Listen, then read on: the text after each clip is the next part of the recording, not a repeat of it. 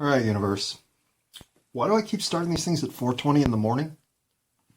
I don't know, but it is 4:20, so I'll be right back. Well, despite my dog's lack of enthusiasm, I mean, who can blame her? It's fourth time is now 4:22 in the morning.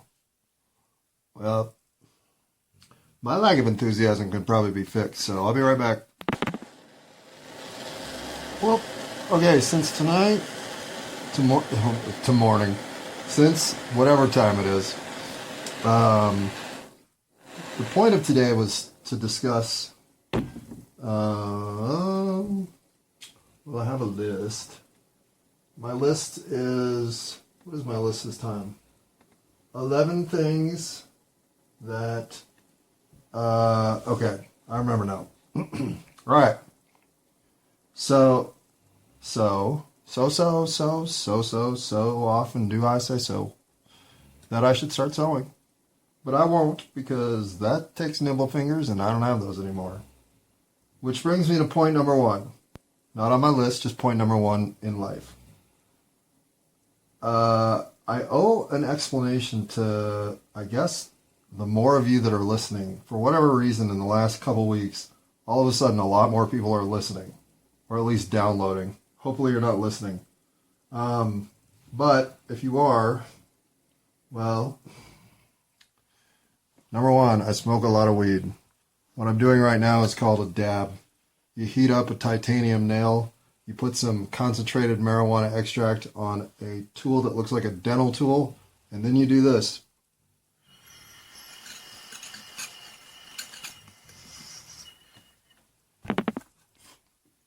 And if you do it right, well, the cloud that just came out of my mouth looked like something from a Disney movie.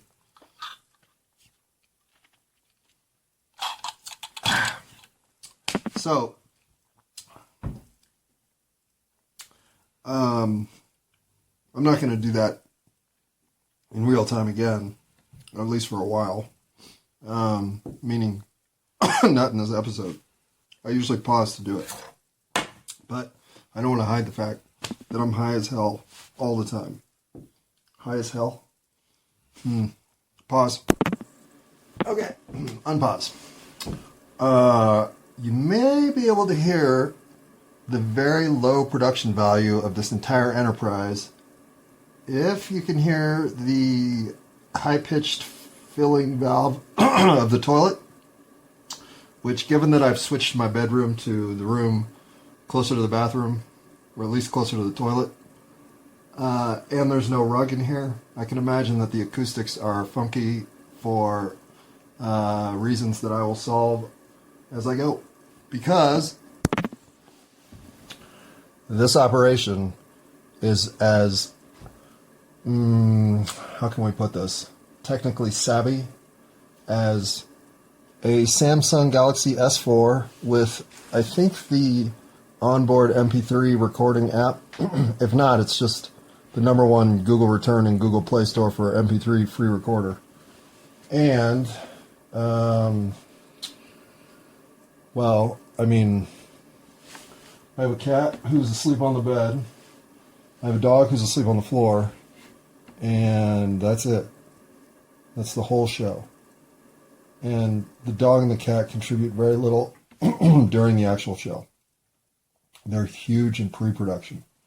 They do nothing during the actual show. So it's me talking to myself. And the timing of the end of this segment, which, because I have no, I do not care to follow the structure of anything that is set up in current entertainment formats. I just pick shit that matters to me. So 53 episodes per season, but there's no season like fall. There's just however long it takes me to do 53 episodes. Well, that's the next season. So we're currently in season 6. Season 1, I had to figure out how to even talk to myself for this long, which didn't take all that long, shockingly.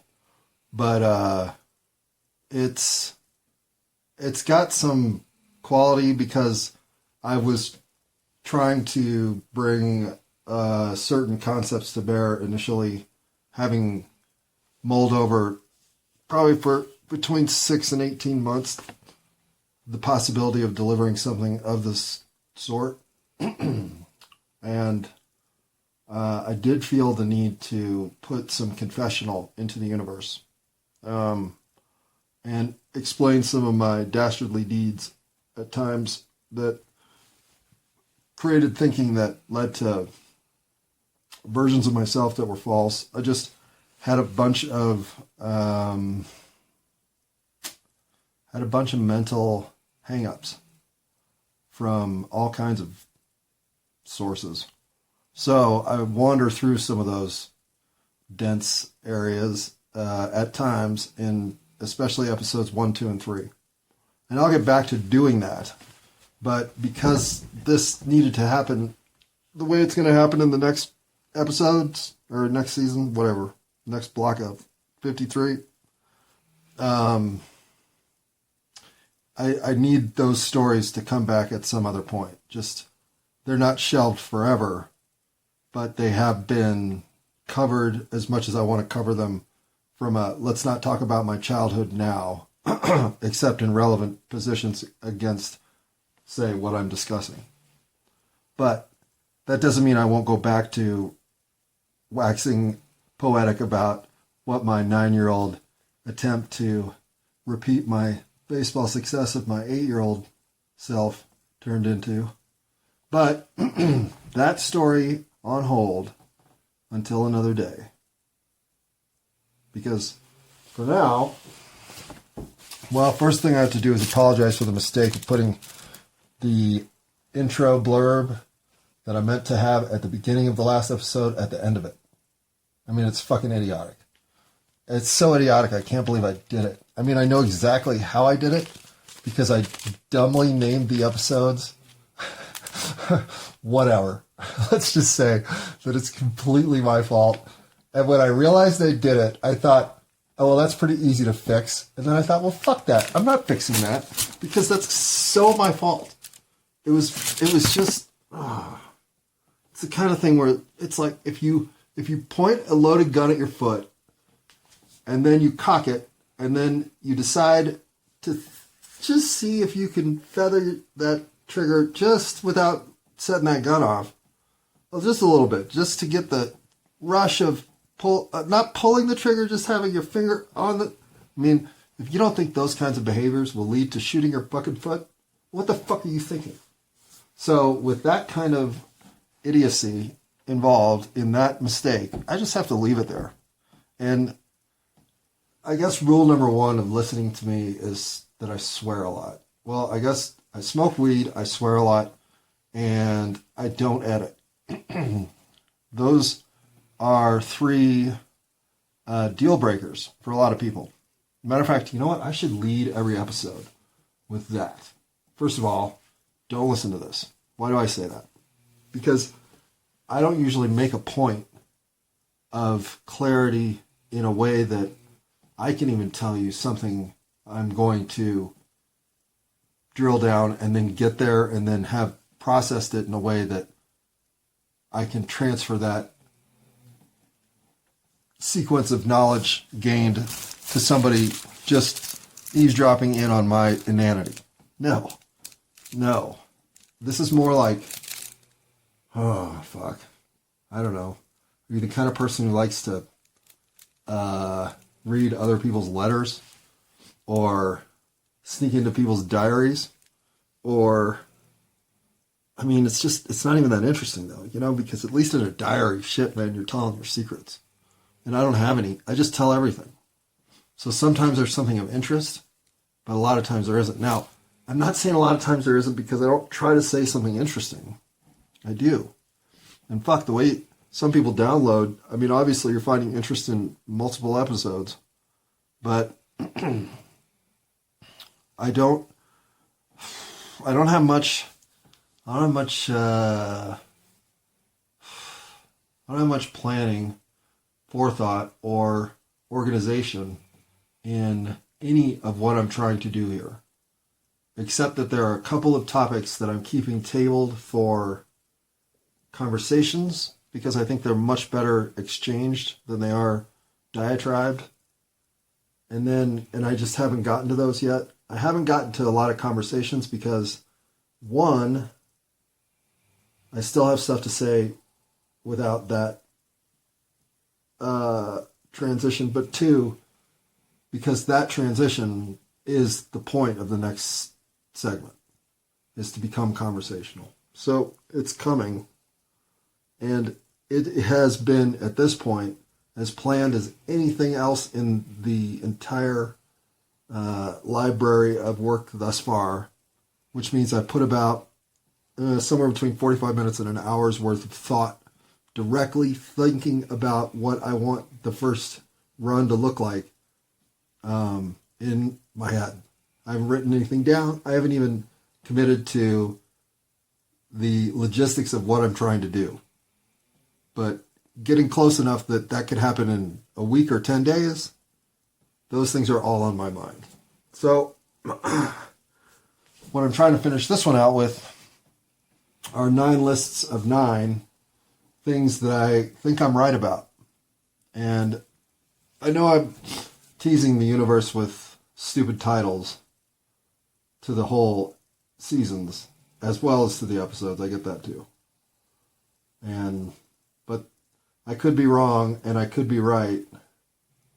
And I could be completely delusional and full of shit. But it's hard to find as many corroborating vectors that start to really unwind the the gnarly tumbleweeds that were filling your reality to the point that you just thought this can't all be right. Where are the holes? And as you start to fill back in the holes that you realize exist and understand a lot of the connecting realities that are in play, the ones that that it come as close to unveneered or whatever you want to call the active truth as can be ascertained. And this is all with the understanding and limitation that the human animal is seeing in 5 senses, perceiving in 6, and in those 5 senses even is limited in range of interpretation. There are plenty of audible noises we can't hear, plenty of visual lights, or there are plenty of media in which energy is moving that we can't perceive. So whatever we do think we know, we only know what we're able to consciously interpret, which is a very small part of what the entire natural universe presents. So no matter how you look at it, we're limited.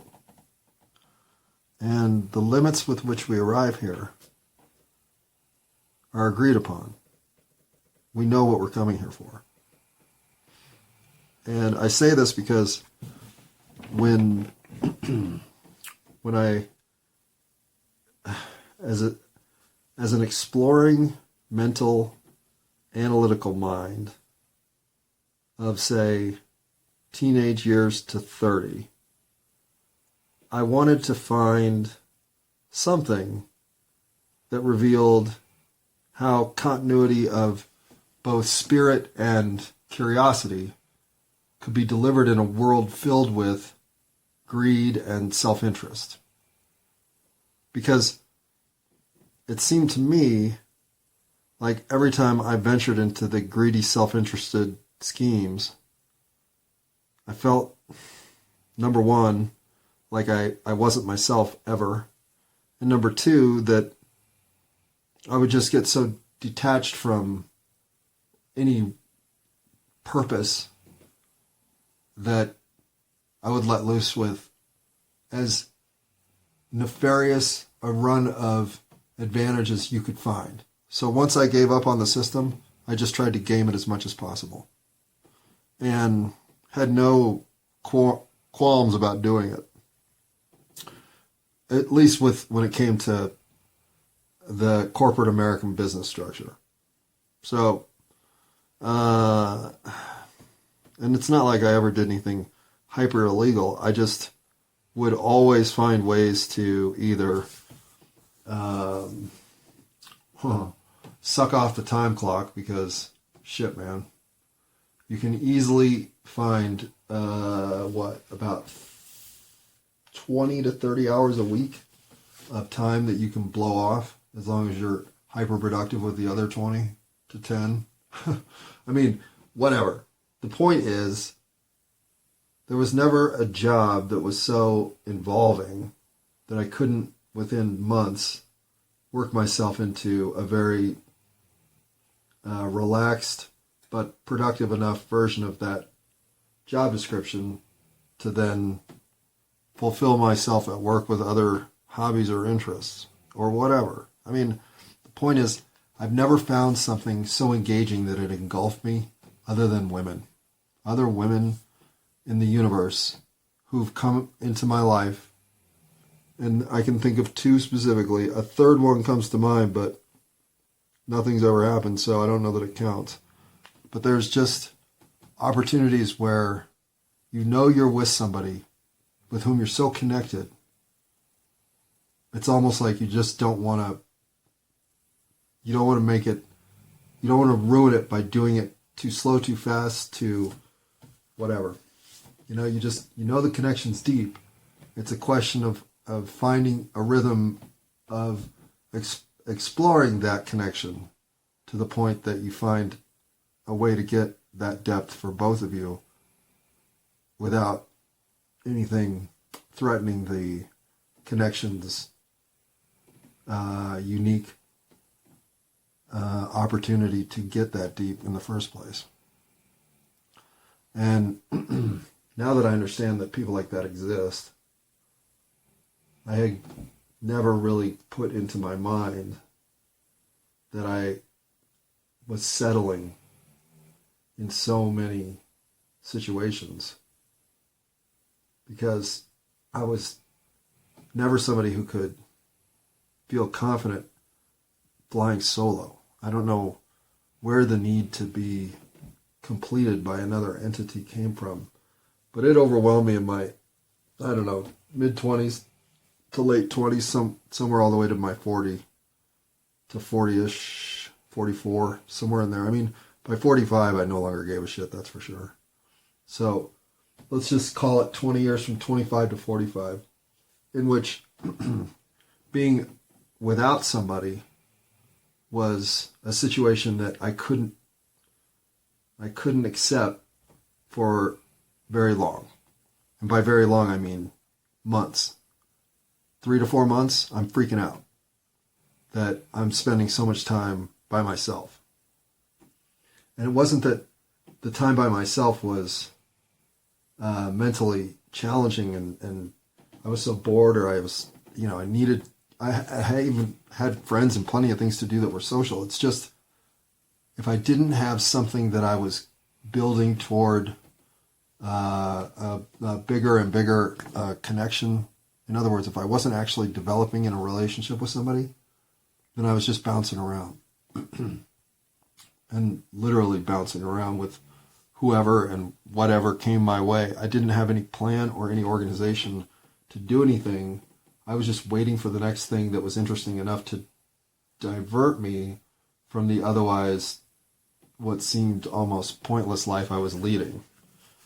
And all these things are generalities, because I'm trying to speak to the metamorphosis I went through to take me from what was essentially a nihilistic, meaningless existence that was consciously explored as such and decided to be as such. It's not like I haven't fucking spent my time trying to figure out life. I had given up that A, I was smart enough, B, it was there to be figured out, and C, that I had the makeup to be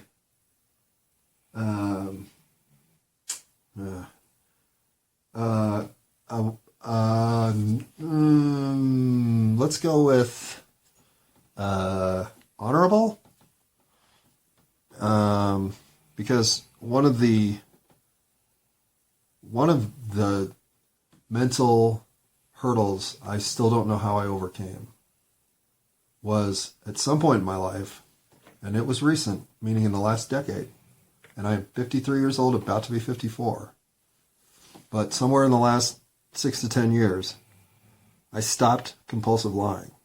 And compulsive lying is a scenario I think you can work yourself into, especially if you already have a slippery version of the truth as a kid, which I did.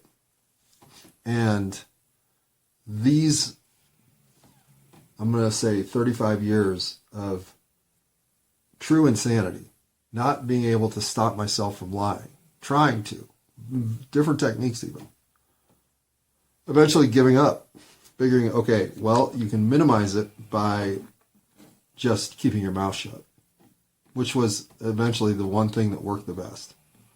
But even then, I would at times open my mouth and say shit that I'm like, what the fuck am I saying? What the fuck am I saying? And one of the worst techniques I tried to use to overcome it was to immediately tell people in real time what I just said was not true, because sometimes the lies would be egregious. And so then I would, of course, chicken out and say, what the fuck, man, shut the fuck up. You know, I mean, it's one of those things where I really thought I was broken.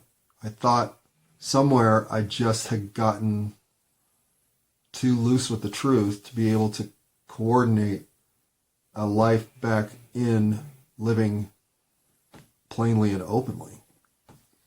So when it happened, it didn't dawn on me until it really was happening for a while. And then I thought, well, okay, this is just some subconscious trick I'm going through because I'm protecting myself from what? And I've been blurting out the truth ever since. And now I don't even think about lying. I mean, the idea of lying is, it was so much a part of my life that of course I can understand lies. But now I can't imagine having a dishonest moment. It gives you so much to have to navigate in the false realities that you create. Why do it? And yet, I think it was finding all the Schadenfreude in reality as it is now, seeing what the real liars can do. I've always thought that I'm professional level at certain things that I come to realize later I'm fucking amateur as hell. Lying is one of them. Because as good as I was at it, I was never that great at it. As committed to the art as I could say I was, the people who are protecting the biggest lies now, they're in panic mode. And the one thing I will say about going through my experience is it's hard not to recognize the liars because they stand out. You can see them. You can see their mannerisms, their actions. And I mean, it's not even fair to say that all politicians lie. They do. You can honestly see politicians' truth personas easier than anything else, and that's how you can just, everything else assume is full of shit. But there is some truth, especially when it comes to, well, there is some truth in Washington, but it's built on an entire underbelly of self-protection and backroom deals. And of course it is. That's how it was going to evolve no matter what. In a country where you can buy loyalty, well, what do you think is going to happen? So that mess, that situation of letting it fester into what it is today, which is essentially an entire charade run amok into false realities wherever they look. Nothing's real in Washington anymore.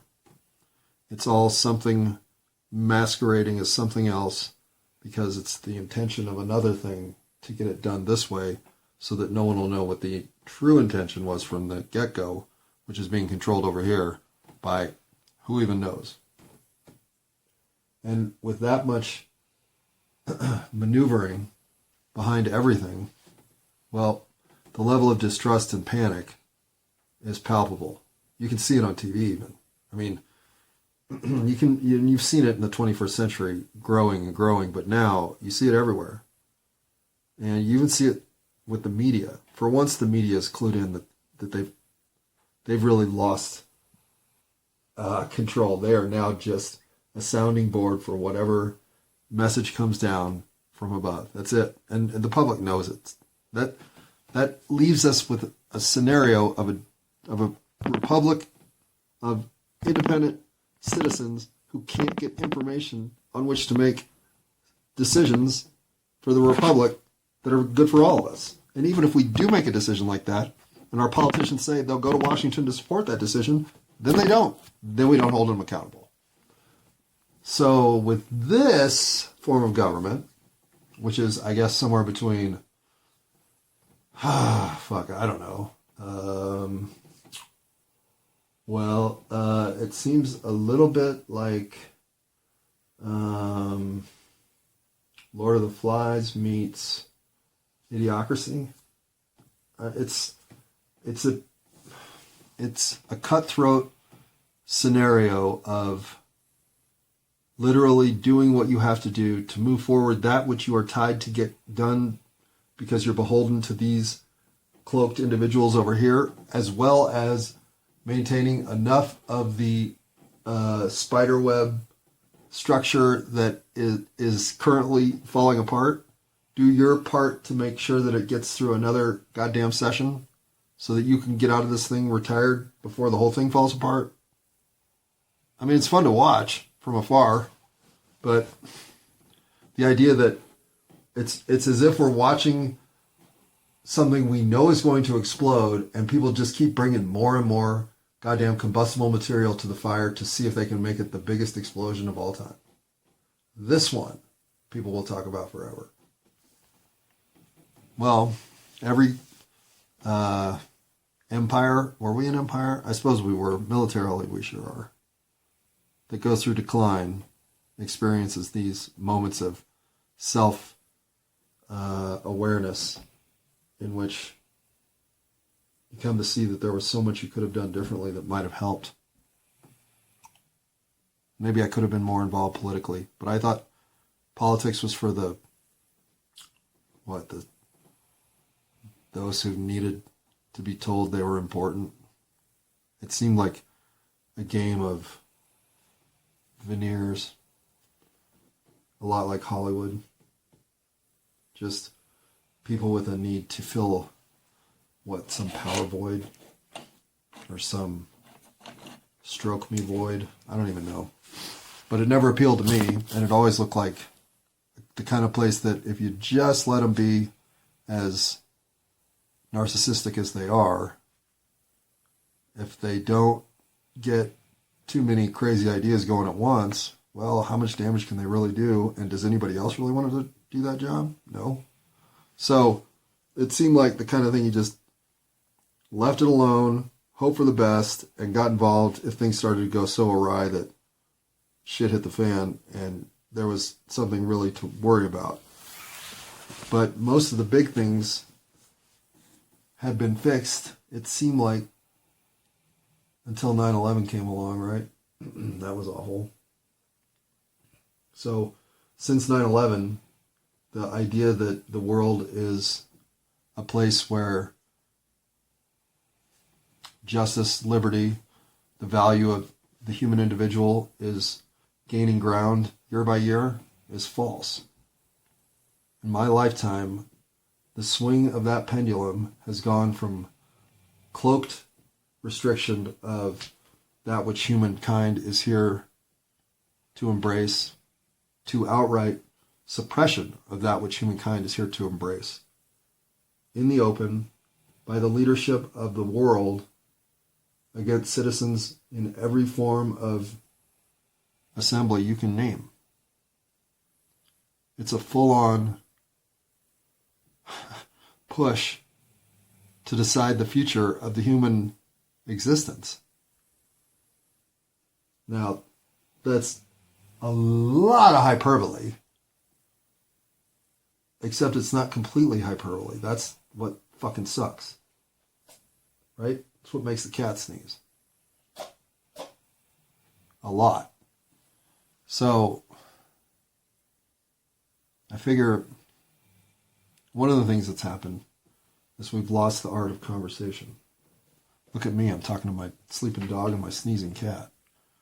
And I know that conversation is a place where people are vulnerable.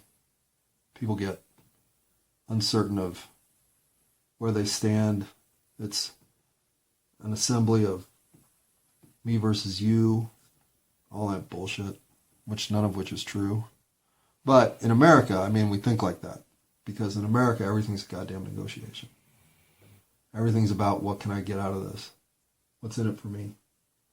Well, what am I gonna take away from this? Well, all right, I'm willing to contribute, but I got to know what I'm going to get back here, right? Everything's a negotiation. And the weird thing is, for once in my life, I understand that I don't like negotiation. I never did. I never wanted to be in the realm of, I'll do this for you, you do this for me. I just wanted to do the things that felt right and continue doing the things that felt right until I found other things that felt righter than do that, or do more of what felt right and come back to that when I explored other things that didn't feel right, whatever. Like, I just was never going to find myself in a position where, because I had some sort of authority and value that I could exchange for some other authority and value, that I would ever want that sort of lifestyle. Never made sense to me. That always seemed like a pressure-filled world of giving away more than I had and to get in return. I just am not somebody who's a shrewd negotiator. So, after taking 30 years to figure out that living in a land of negotiation, having all the skills to negotiate, but just not having the drive or desire to do it, well, I finally gave up and just started to say, I don't want to do anything but be kind, forgiving, and understanding to the universe. So that's what I do. I go out and I be kind, I be understanding, and I be forgiving. And then I listen. And then I try to talk.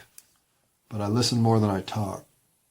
And these are the conversations that I've been having with the universe. And they're getting better, no doubt about it. But people are very uncomfortable when you offer unconditional love to the landscape with nothing requested in return. People do not understand that. People do not even want to play that game. People think that is the kind of thing that you might as well be knocking on my door with a Hare Krishna ponytails telling me about whatever this religion is now doing. Sorry, Hare Krishna, I'm sure whatever you do is great.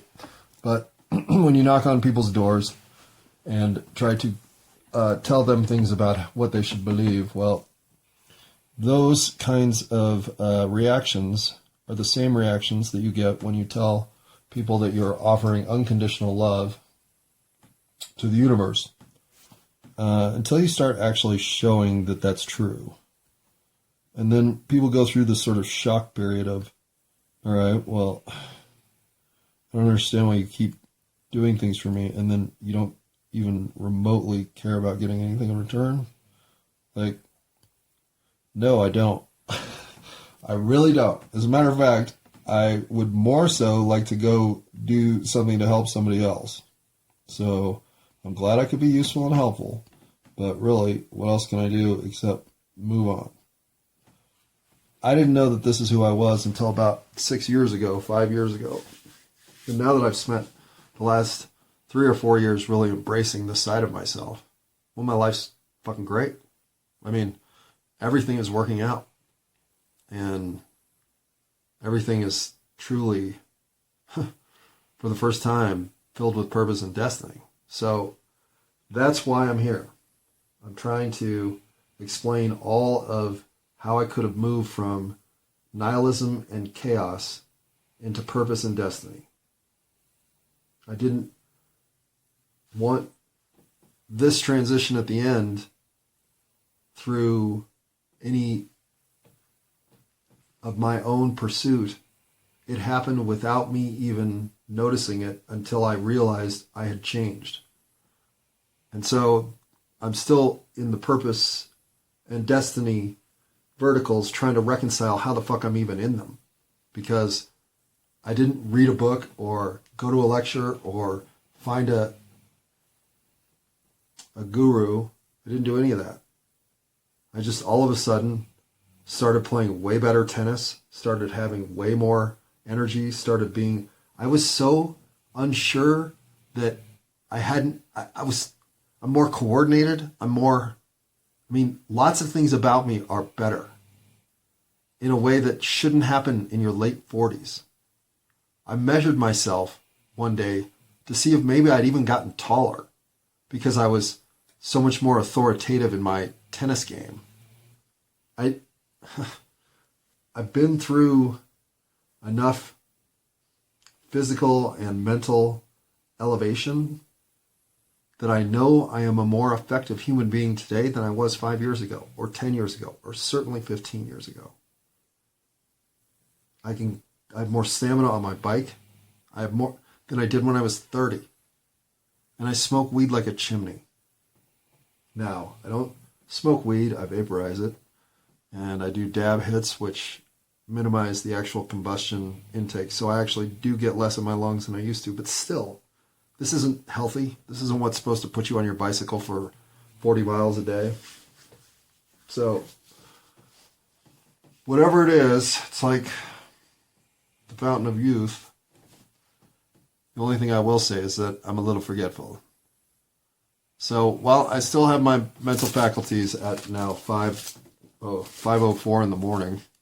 5:05. Hello, 5:05. All right, I already told you I fucked up the last episode. I'm not going to talk about quiet quitting turning me anachronistic, but I'll get back to that one. Okay. These are two questions I get the most.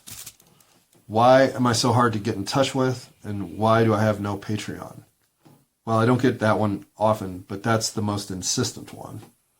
And I don't have a Patreon because why would I? What am I going to charge for?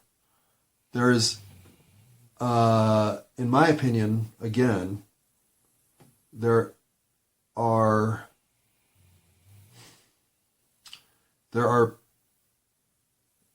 unique informational resources in the universe that I think I would consider something of subscription value to be reading. But it almost all has to do with up-to-date, real-time, current information.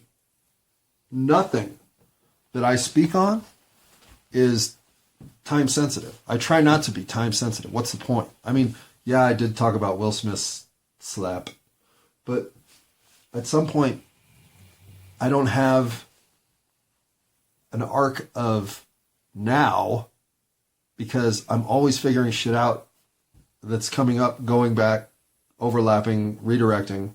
My life is nothing but a maze of reconsiderations and convictions being tested to prove my conviction or to give myself an opportunity to think through another way of looking at things.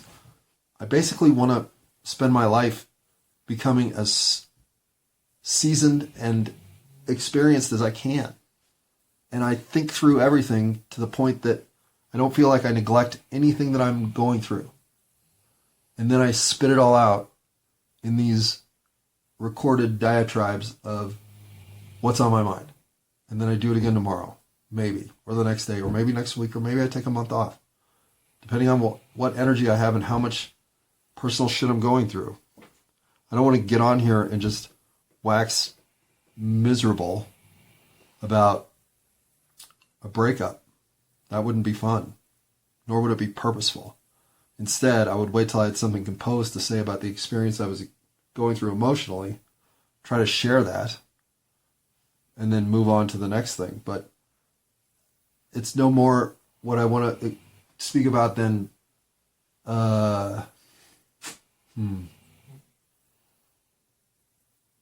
What else do I not want to speak about? Well, that's the thing. I don't really have anything on the list. The only reason I wouldn't want to put the emotional ringer of breaking up with somebody in recorded format is because I am so emotional that would be nothing but sobbing and going through the misery and the pain, because I can't slow those things down at all. And they are intense experiences for me whenever I'm going through them, just like on the positive side. All of the emotional realm that I experience is so capable of ruining me that it took a long time to come to realization that my emotional side was that surfaced, developed, available, undeniable, what I consider to be weak, feminine. How else would I describe myself? Cowardly.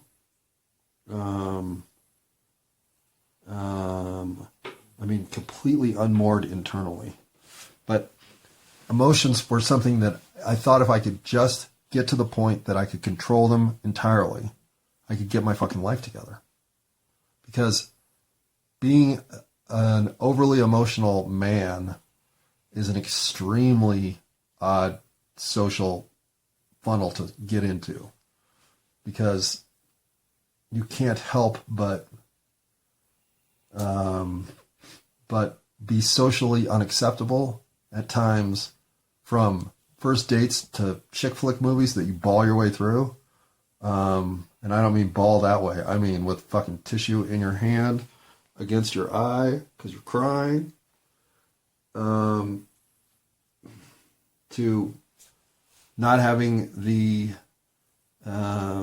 emotional wherewithal to stay structured as an individual in a cooperative, complementary relationship, but always getting sucked into some codependent situation of stickiness emotionally, so that everything was about everything. It was about everything. I mean, I just was, and when all of that is rolling, it's fucking phenomenal. When all of that starts to go thorny, it is life wrecking. So living in those extremes all the time and never being able to be confident in myself, it was a 35-year journey to fucking get my shit together.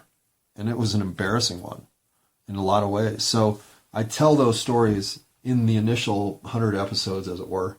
For the most part, I try to hit the high points. But there are a couple things that, like I said, I'm going to get to that are also very influential in my life, both good and bad. But in all of these explorations, none of it really matters, because what's going on right now, this moment, this is all that does matter. And so however far into this we are, let's see, 43 minutes and 16 seconds. If you've listened to any of this, I don't understand why. I don't even know what I've said.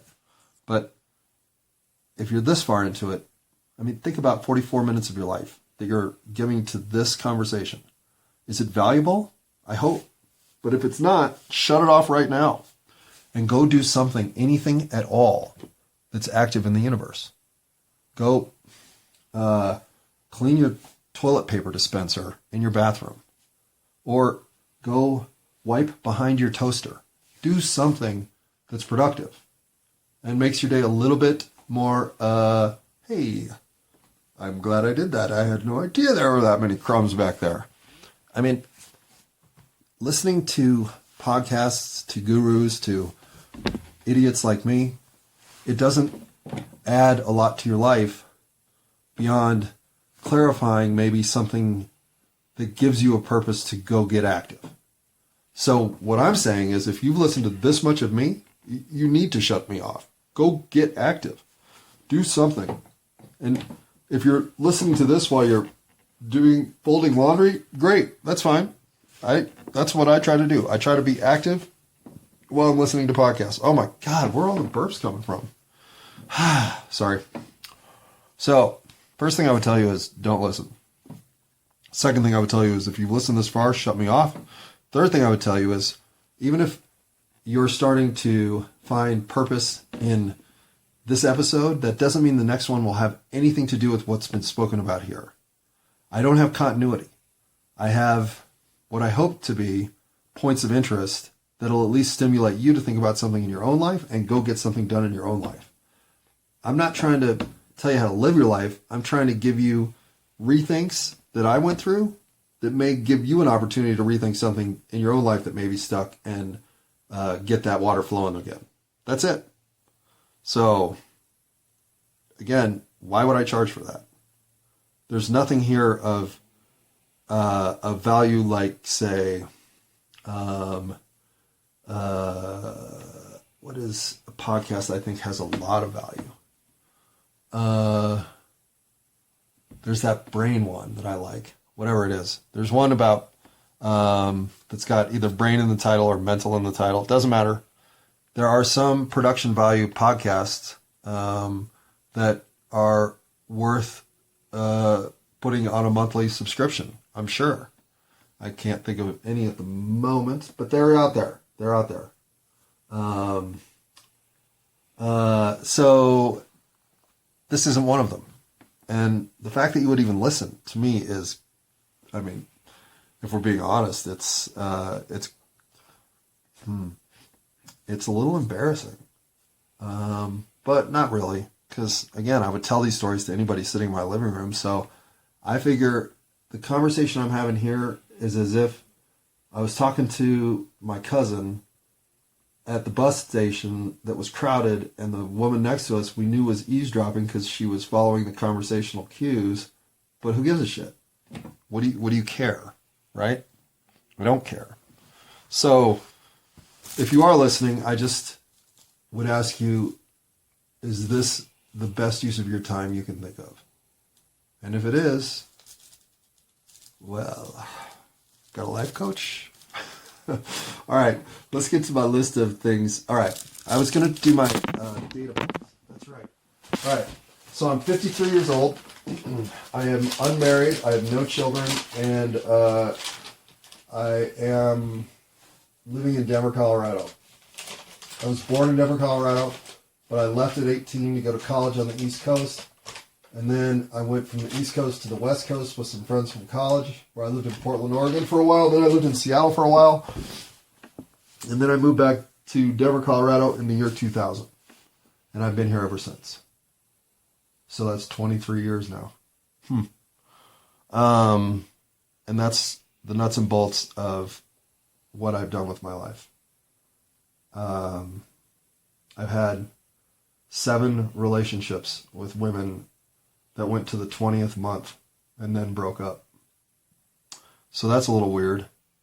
And I've never had a single relationship go to the 21st month, which makes that even weirder. So whatever my 20-month hex is, because I was always combustible enough in personal relationships to never get to a 2-year anniversary, by the time I was 42, I guess would have been my last real relationship year, I gave up and just quit dating entirely. Now, I was gambling a little bit in the years after that, so I did end up sleeping with some people, but that does not qualify as a relationship per se, because I wouldn't say there was anything structured involved. So not having had a relationship for the last 11 years has put me in a position of a lot of time to think. And in that time, I have allowed myself to really challenge everything I thought I knew. And that luxury, I know, is a huge luxury, because most people's lives are consumed by all the shit that they have to get done just to get through the day. And right now, I don't have anything I have to play tennis at 1 o'clock. So, let's see, that's now 7.5 hours away. But that's what I have to do. I have to play tennis. All right. And then I have to do whatever else I want to do, which could be spending the entire day researching the probability that dinosaurs existed before 1859, when the first dinosaur bones were discovered. Wait, what? In other words, I can do whatever I want to do, including a whole day's worth of yard work. It doesn't matter. My days are mind to experience. And in this free flow of energy, I've come to a balanced lifestyle that I don't care about money. I don't care about current culture. I don't care about any of it. I care about experiencing the world and sharing those experiences with other people and doing it again and again and again as much as I can. And I've been doing this my whole life. It's not like this is new. But I finally come to realize that because I can't have a 40-year arc of commitment to anything, kids included. Thankfully, I don't have any that I know of. But with those qualifications in place, it took me a long time to be okay with that rhythm of life. To basically every 11 to 27 months, kind of get itchy enough to say, I need something else. Whatever I'm doing. Doesn't matter. Doesn't matter. Be a fucking astronaut. Well, I would need something else in 11 months in that situation. But if I were, I've thought about going to learn to grow weed, for instance. That would be something useful in my life. And by 27 months of that, I'm sure I'd be ready to go. And probably by 11. But I would spend those 11 months busting my ass learning the industry, because of course I would. And I would do the same thing if I were going to go join a cross-stitch activity club at the local YMCA. That's every Thursday morning from 9 to 11. I would fucking learn to cross-stitch like a madman. If I'm going to do something, I'm going to do it with the ultimate zest and commitment I can bring. And the only place that that's not true is at work. Because at work, I've never been challenged to bring the ultimate zest and creativity I can bring. So I've been challenged to bring things outside of my skill set to the point that I was overworked and stressed to the fuck. But I've never put my wants and my income source in the same Venn diagram. They've never even intersected. So again, I've always thought of work as what you do so that you can do things like spit out recordings at 5:20 in the morning. And in that universe, that's what I'm up to. This is it. This is my way of saying the whole thing hasn't gotten as bad as we think it has, but it is fucked up. So let's start having conversations to fix it, and let's actually bring actionable fixes out of the conversations rather than having the same conversation this year that we had last year, that we had the year before, that we had 7 years ago about how shit's getting worse. We know shit's getting worse. How is shit going to get better? That's my question. So when I talk about stuff, I like to think that I'm not just saying, well, this is what's wrong, and that's also wrong, and that's bullshit, and look at that. That's just waiting to become a huge disaster. Well, that last one might be something I would want to bring up, because if it's in the position where it could go worse, but we can save it now, well, then let's start working on saving it. But do we really think we can save the FBI at this point? I don't know. I don't know. And of course we can't save the CIA, right? I mean, if we're going to live in a civilized world, we can't. But I don't like to talk about the FBI, the CIA, the NSA, the Illuminati, or the New World Order, or any of them. Because again, while all that shit's probably real, is the CIA real for sure? Katie, what do you think? Or are they just a conspiracy? Well, I don't like to talk about things that I can't do anything about, that may not even be real, and that don't really have a big influence on my life in the day-to-day operation of my life. If it turns out that the meta-universe is in fact ruled by the Illuminati, okay. I guess, what am I going to do about that? Until that is something that's relevant to my day-to-day life, I don't have much time for it.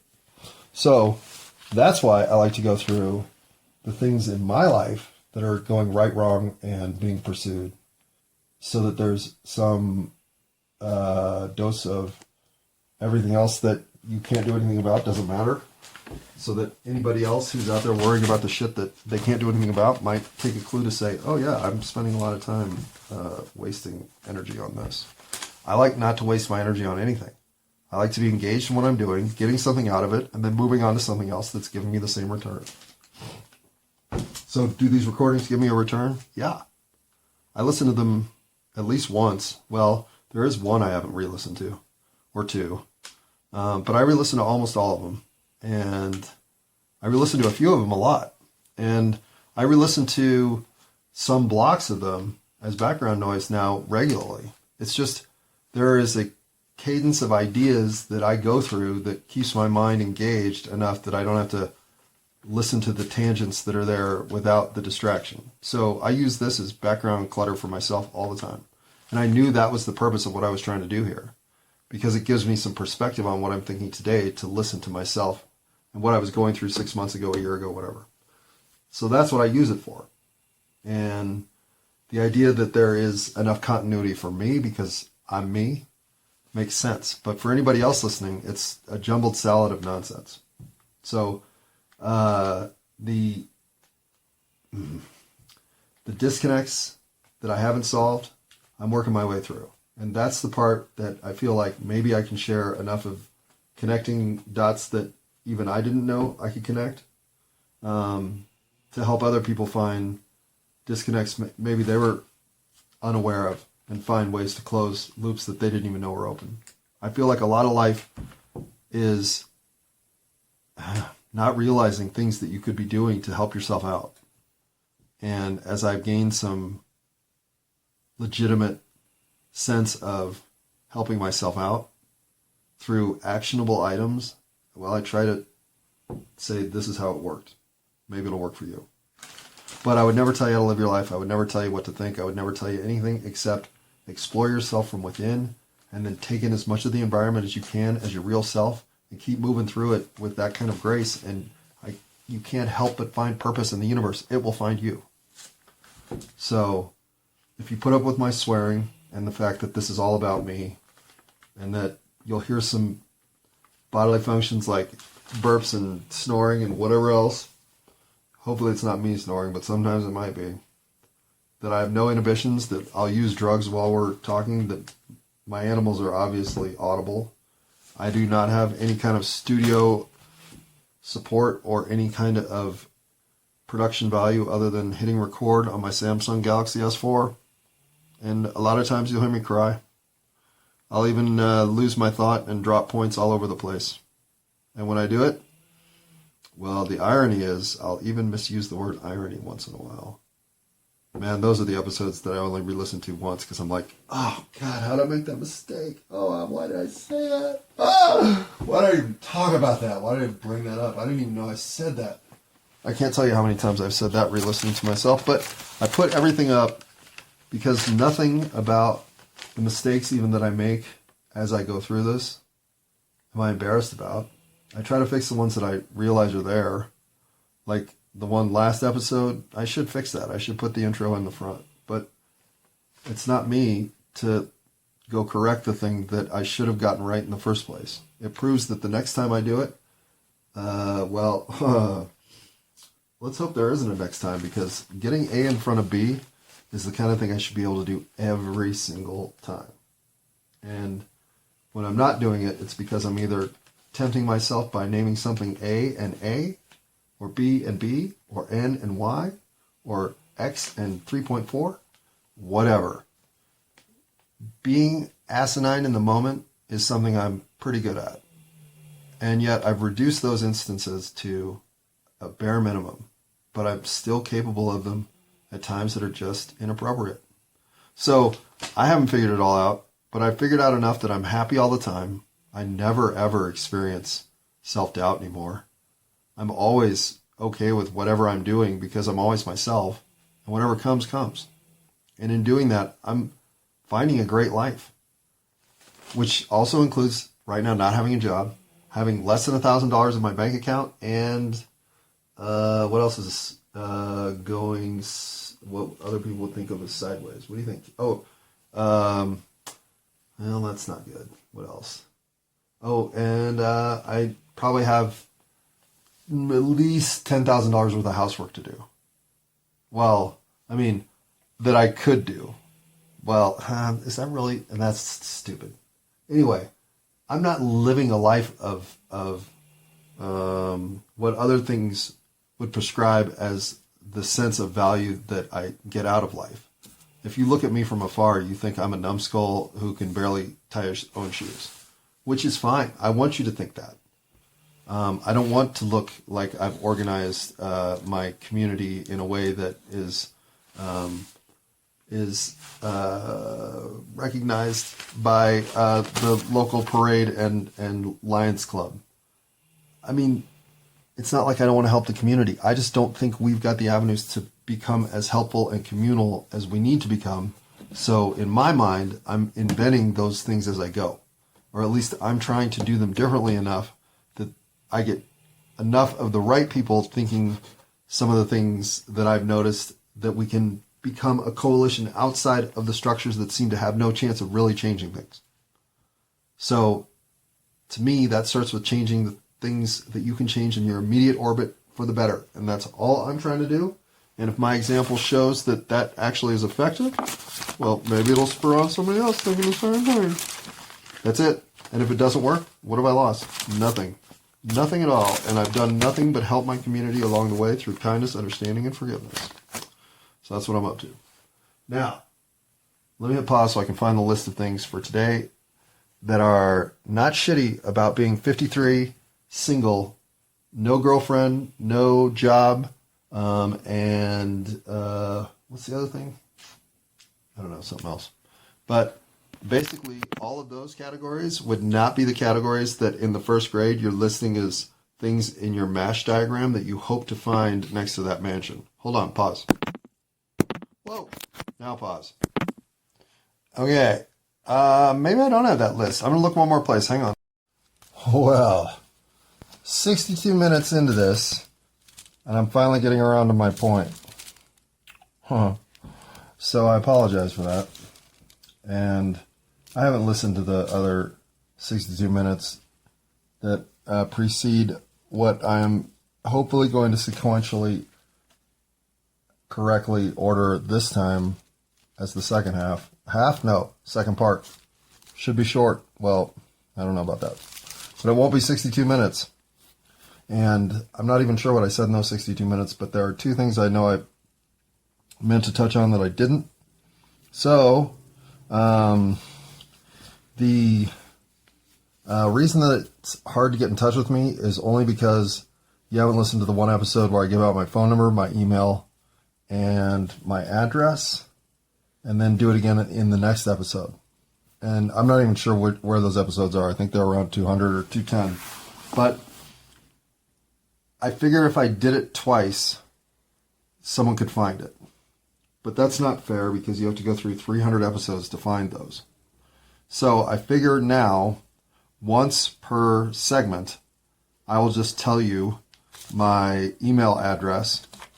And if you want to email me and then create contact further than that, that's fine. But the email that I use is heideggersgoldfish@gmail.com. So if you want to write me, write me. Otherwise, you can mine through all those episodes and find my phone number, my address, everything. I might have even given out my social security number at one point. But I might not have. Who knows? Steal my identity. Go for it. Have fun. Okay. What was the other thing? Oh, and regarding ads, monetization, I don't believe in intellectual property. I never have. I've always thought that if you put something out into the universe, well, that's what you've done. But the actual achievement in the presentation of whatever you're doing is the point. To me, it always felt like the recognition that's implied with intellectual property, or the ownership, obviously, the sense that it's not an achievement enough to have created the moment, the idea, the concept, the invention, whatever, that you have to be noticed for it. You have to be given your bona fides. I don't know. Just never clicked with me. I never even liked getting graded. In school, I just thought it was it didn't serve much purpose. And I got good grades, but it didn't resonate as something that was inherently demonstrative. It was not something I would say equated one-to-one with the value of the class. If I got an A in a class, it didn't mean that I felt like I got an A's worth of investment from the material and the learning therein. A lot of times it just meant that the material was ridiculously easy and all you had to do was read one chapter, study for 15 minutes before the exam, and ace a multiple choice test to get an A in a class. I mean, nothing about having an academic record that is shining or mediocre says anything about what you actually achieved in learning through that process. Or at least it never did for me. So, the idea that that anything at all is not a gift to humanity. Whatever you put out into the universe, you've given the universe. And you can patent it and make money off it and all that other shit that doesn't really exist. But the innovation of the idea is all that really matters. So, that's another reason that monetization of what is essentially a verbal diary, well, that doesn't make sense to me. And again, I'm not trying to morally one-up any monetization efforts on any property or creative effort whatsoever. If you can monetize your dog's fart flute, more power to you. If you can take my content and monetize it, hell, I'm impressed. Because there's just not a lot here of sustainable value. It's tedious to say the least. So, having put you through now almost 70 minutes of nonsense, let's get to why it doesn't always suck to be 53, jobless, kidless, wifeless, girlfriendless. What else do I not have? Penniless. What else don't I have? I've got no stand-up arcade machines, or pinball, or even sit-down ones. Although I have a PlayStation 3 and that kind of shit, but I never use it. So what I'm saying is I'm just a normal dude who frankly is in no swan song place of life. If anything, I am a swan diving into a fire pit of, I better get my shit together kind of life. But this isn't even a momentary pause in my reckless behavior. This isn't anything but planning for the next stage for me. And if I don't do it with some abrupt and unexpected detouring, well, then it never really gets done. So I'm doing it my way. I wouldn't recommend it. It is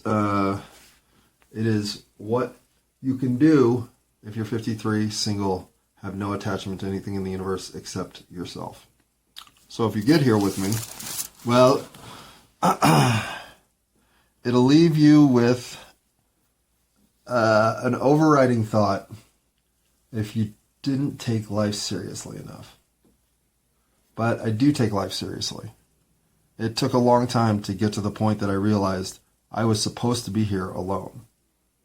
But to get to that journey through all of the hiccups of romance and coupling and commitment and all that shit, well, apparently wherever I set my sliders for, okay, at this point, if I'm in a relationship still, I have to self-combust and blow up, I set that slider at the 20th month. So that's the way it is, and I'm not excited about that, but I am now at peace with that.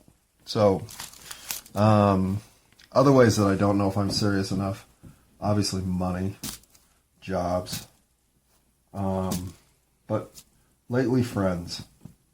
I don't know that I've given my friends enough support. I don't take a lot from friends, and I do give a lot in the moment, but I don't give a lot in the long term. Always there for you. So I'm trying to improve that. But thinking through not being very serious left me with 11 ways that I'm goddamn right, and I'm goddamn glad that all these things are available to me because, wow, I can't imagine life in other ways. But wait for another list maybe, and I'll talk about that. So, having 2 favorite numbers in the first 20. They're 9 and 11, and not because of 9/11. But 9 because it's the 369. It's 3 cubed. I mean, if you're a 369 fan, then you either are truly a 3 or a 9 inner core advocate. And for me, it's 9. It's always been 9. And it's funny because I always wanted to be number 9 on my sports teams, but it was never available. I could never be number 9. It was always taken before I got a chance to pick. So 15 was the best I could ever do, trying to find a number low. So I always ended up with crappy sports numbers. But that aside, why am I even saying that? 11 is, well, 11 and 19 are the 2 prime numbers in the first 20 that, to me, represent the most connectivity. So 11 is what we get today. I probably could run this list to 19. I certainly could have run yesterday's list to 19, but let's just go with the 11 that I have. So, number 11. I never run out of hot water or have to wait for the fucking bathroom. And I know people listening to this are like, oh yeah, that's got to be nice. Yeah. Fuck yeah, it's nice. Now, never run out of hot water? Okay, listen. I've stood in the shower for 40 minutes going, what am I doing? Thinking about shit. All of a sudden going, cold water's coming on. So, yeah, you can run out of hot water. But you basically have to fall asleep in the shower to do it. So, yeah. Number 11. I never run out of hot water without doing something idiotic. And never have to wait for the bathroom. Never even have to shut the bathroom door. Well, never. Okay, I do have to shut the bathroom door now again. But still. You know what I'm saying? All right, number 10. Nobody ever asks me when anything is going to get started or when anything is going to be finished. Nobody. Number 9. There are no restrictions on what I choose for an income source. Literally. That doesn't mean I'm going to start selling drugs, but what I'm saying is if I want to go work midnight to 8 a.m. Shift at the carnival, there we go. So that's nice. Plus there's never any question of what I'm doing with money except what I'm doing with my money. Like, I never have to have that conversation. Number 8. I get to determine the level of filth tolerance I'm comfortable with, and nobody else has a say. And this one fluctuates a lot, which is why I'm glad that this one is available to be had, because I've lived in plenty of situations where keeping the motherfucking place clean is what we're up to. And I'd say that's with almost every living girlfriend I ever had. But with pretty much every roommate I ever had, there could be some serious discussions about what we can tolerate in the bathroom, or in the kitchen, or in the fucking living room, whatever. So my flexibility with what I'll call filth tolerance has been an asset, because I've always been able to adapt to the situations that I'm in. But to be able to just declare that as 100% whatever I want it to be, that is nice. Don't underestimate that. All right, number 7. And do not underestimate this one.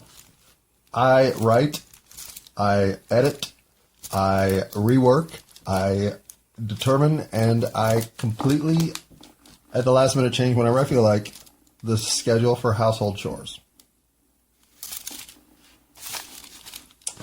Number 6. Anytime there's a decision like what movie to watch, what to eat for dinner, what to order for pizza, what to do in the yard today versus do in the yard next week, well, it's my decision. There's no vote. There's no council. There's no appeal. There's no magic hat. There's none of that shit. There's me saying, oh, well, we're not going to do any dishes tonight because the team doesn't feel like it. So that was number 6. Number 5. You can have any pet you want. I could have an alligator if I wanted one, as long as I'm sure that's not legal. But whatever, maybe it is. Maybe it is. Maybe as long as you have one of them kiddie pools and a 4-foot high fence, alligators are available. I don't know. I'm not suggesting that you should, or I will, or anybody should have a pet alligator. But I could explore that, and if it got all the way to the fact that, oh yeah, I guess I can, well, I could. Or a tiger, or an ocelot, or a raccoon, you name it. Any pet you want. Don't underestimate that one, I'm telling you. And obviously don't underestimate number 4. Drugs. Need I say more? Okay, no, I don't think I do. Okay. Numbers 3, 2, and 1. Hang on. I need to do a little socialization for myself here.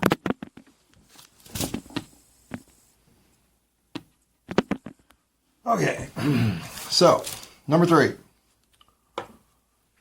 You put everything exactly where you want it. And you leave everything exactly where you want it. And everything goes exactly where you think it should go. And if you lose anything, it's your fault. Nobody's moving your stuff around. Nobody's putting stuff on top of your stuff. Nobody's saying, hey, I don't think that the broom should go here. No. Nope. The brooms will go in the goddamn living room if I decide that's where they're going to go. And, yeah. That could have been number 1. Because it's not that I'm not willing to compromise. Of course, I'm willing to compromise. But the idea that you get to organize everything exactly the way you want it, as it works for you, and reorganize it when it's somewhat askew and you need something a little more flow, well, yeah, do it. I mean, that's what I'm up to in the whole house right now. And I got to tell you, taking it back to its basic blueprint, the one that works the best, it's nice to be back to this format. Feels great. Too much chaos lately. This is good. Okay. Number 2. Any guest, anytime, for any reason. I need not say more. And number 1, for me, the number 1 reason that this life is an advantage, not a disadvantage, is because I have the freedom to do whatever the fuck I want. Right now, in the next minute, and next week, and next month, and 2 seconds from now. It's my decision. And yeah, that's selfish. Yeah, that means that I don't have the camaraderie of my entourage to go with me. But this round on Earth was a solo mission for me. So getting comfortable alone was something I didn't feel I was ever going to achieve. And now I love it. I love it. So the idea that the freedom of the moment is mine to enjoy and experience exactly as I want to enjoy and experience it, I don't know if I can trade that for anything. So I know that makes me a selfish son of a bitch. And frankly, part of that commitment to my freedom, well, it broke my heart this year. So it's not the easiest road to walk, but for me, it's the one that's made the most sense and given me the most purpose and certainly kept me on a path toward destiny. So, should I have gotten married? Nope, because I'd be divorced. Should I have had kids? Well, if I'd have had kids in marriage, I'd be divorced, and I'd be the reason that the divorce would have happened, so the kids would hate me. And should I have gotten someone pregnant? Well, I did. And that didn't come to fruition. But whatever happens in this universe for you has to just make sense for you. And the whole time I was trying to think about, well, is this the one? Is this the one? Should this be the one? Should I just find one and pick one and all that shit? It was never going to work out. And I just couldn't get comfortable with the idea that that was even a possibility. I just had to fight that current of reality in every way possible. And then at the 20-month mark, hit the reset button and do it all over again. Or whatever. I mean, I wasn't a bad boyfriend until I was. And I wasn't even a bad boyfriend when I was. I just couldn't sustain the level of purpose in coupling that long-term relationships demand. I don't know that I haven't changed enough to give the universe a better shot at that actual realization, but I don't need to test the waters there and find a failure. I don't know that I would like that side of myself developing at all. So, playing it safe, maybe. But playing it with purpose and destiny, well, absolutely.